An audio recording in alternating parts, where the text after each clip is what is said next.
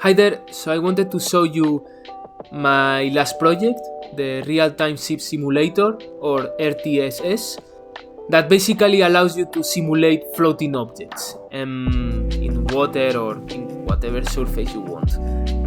If you want to know more about the physics behind it and how the solver works and stuff, you can check out my talk in the Blender conference of this year, in which I go a little bit more in depth about it. You can get it in my Gumroad or in the Blender market. So yeah, if you get it, you will see that part of it is done in Geometry Nodes, part of it is done in a script, Python. In the future, probably when there is like loops and solvers inside Geometry Nodes, I will move everything there, so it will be more efficient. Now I'm going to go through how this add-on works and what you can do with it. For installing it, go to Edit, Preferences, Add-ons, Install, and then install the zip file that I will provide you. Then you can search it over here, RTSS, and just enable it. You can save the preference if you want. You wanna have it always in your Blender. Now, for the simulation to work, you need to create the ship and the ocean. How do we do that? It's easy. Just click on the ship and then over here, make ship. You see here that you have this parameter over here, show guide. You make it 1. You see that these lines appear. This is a representation of the geometry that is actually going to the simulation. You can see that here that is pretty fine. It's taking the overall shape of the ship. But if you have like a mast, for example, inside the object, so if I go to edit mode and I just create here a plane, and extrude it, you see that you have here all these parts that are actually not in the geometry and are going to go through the simulation.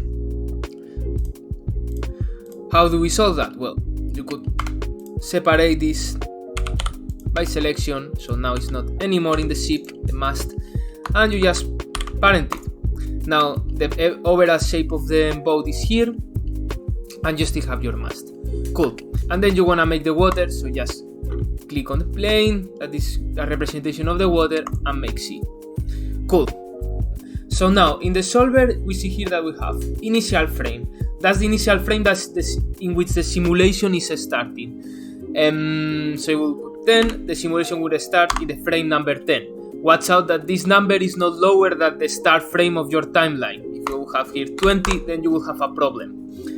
Then the mass is a representation of the mass of the ship. So 0 would be a very light ship and 1 would be a more heavy ship that might sink.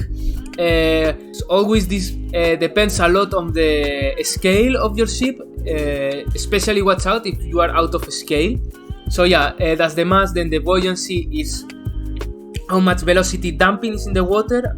You can see here in this video more clearly what I'm referring to. As with the mass, I try to keep it between 0 and 1, so you don't have to go and try a lot of parameters going from like 0 to like 3 billions, like sometimes in Houdini you have to do. But yeah, might depend a little bit on the object that you are using. For you to know, you can increase it in case that you have a lot of damping. And the velocity and the angle over here, maybe, yeah, velocity and angle are just the initial conditions that you want for the velocity. You increase it, the object will start moving in a direction through the water, and the angle is the angle of that velocity with the zeta axis. Now I'm going to delete this mask because I don't really need it. And now, set as initial conditions are just the initial conditions of the ship. So if I would want it to start here, set as initial conditions, and the simulation will start here, or maybe I want it more high, or whatever. You can play around with that. I'm going to leave it like this, and let's see what happens. Simulate, and blah. So you can see that simulation is working. It's a little bit boring because the sea is not moving, and also there is a lot of buoyancy that we could dial it down. Now what I would do is, instead of having this boring plane over here, let's make it an ocean. So just get the ocean modifier. I mean, it's Now it's kind of big, so let's make it smaller to have more control. See, that kind of goes crazy if we leave the scale of the waves like this, but we can always dial it down.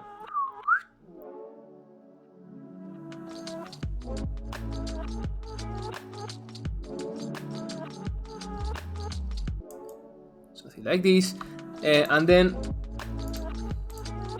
here, if we want it to move, just click frame divided by 30 or something like that. And maybe we're gonna have Susan over here. So zip, you can see here, apply scale recommended, always apply the scale. And let's see what happens. Well, see, there is not, in this case, enough buoyancy, so maybe we can make it lower. Yeah, and that works kind of better. Right, cool. You can also move it around, you can play as much as you want with it. Well, you can even just throw it away also, and it will fall. Bye bye. Just a quick thing, you can use a water material that I created, and I will provide you with the add-on. Click here, use water material, and then if you go to render view, you will see it over here. Yeah, so if I will check it, here have a base color, have also noise for the foam.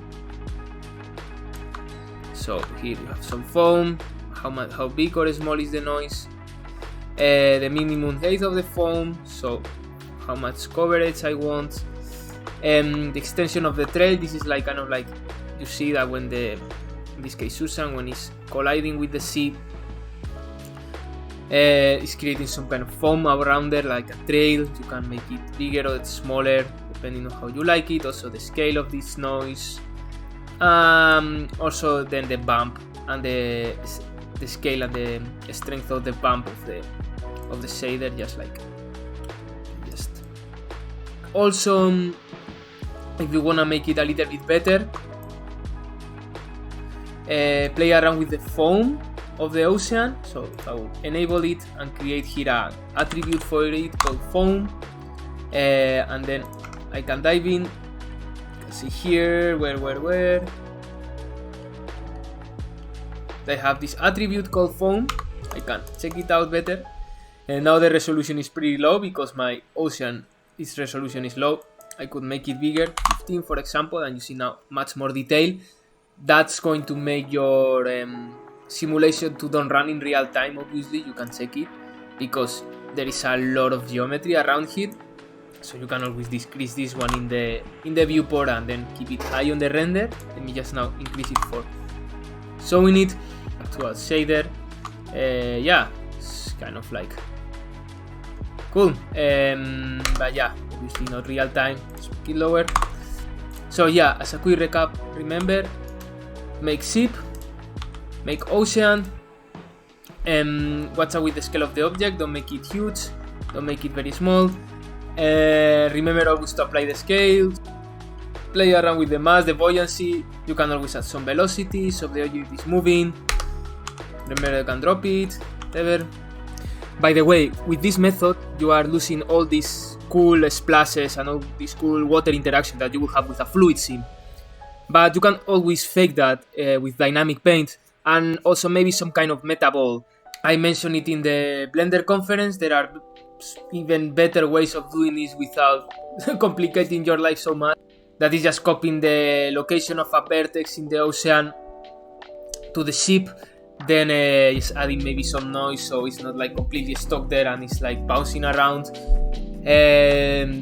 Also you can do it with shrink wrap modifier. There is a tutorial about that. I will leave the link in the description. Those are definitely fine. I'm not telling you to do this, but yeah, if you like this type of stuff, maybe you wanna give it a try. Send me the stuff that you are doing with it if you want. Obviously feedback is always welcome, so yeah, thanks.